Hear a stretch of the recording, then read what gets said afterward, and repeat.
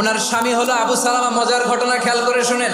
উহুদ যুদ্ধের পরে ওনার স্বামী আবু সালামা ইন্তেকাল করলো, শহীদ হলো। উম্মে সালামা রাদিয়াল্লাহু তাআলা আনহা ওনার প্রাণ প্রিয় স্বামী আবু সালামার ইন্তেকালের পরে চোখের পানি ছাড়ে আর পড়ে ইন্না লিল্লাহি ওয়া ইন্না ইলাইহি রাজিউন। যেহেতু বিশ্বনবী বলেছেন কেউ যদি বিপদের প্রথম ধাক্কায় পড়ে ইন্না লিল্লাহি ওয়া ইন্না ইলাইহি রাজিউন, আল্লাহুম্মা আজুরনি ফি মুসিবাতি ওয়া আখলুফ লি খায়রাম মিনহা, তাহলে এই বিপদে যে সে যা হারালো তার চেয়ে শ্রেষ্ঠ কিছু দিয়ে আল্লাহ তার বদল দিয়ে দিবে। এই হাদিস শুনে বারবার এই দোয়া পড়ে চোখের পানি ছাড়ে আর মনে মনে বলে আবু সালামার মতো ভালো মানুষ মদিনাতে নাই, তার চেয়ে ভালো মানুষ কি করে আল্লাহ তাআলা আমারে দিবে, তার চেয়ে ভালো মানুষ তো আমি মদিনাতে দেখি না। কি আজীব তামাশা, কি অবাক করা ঘটনা।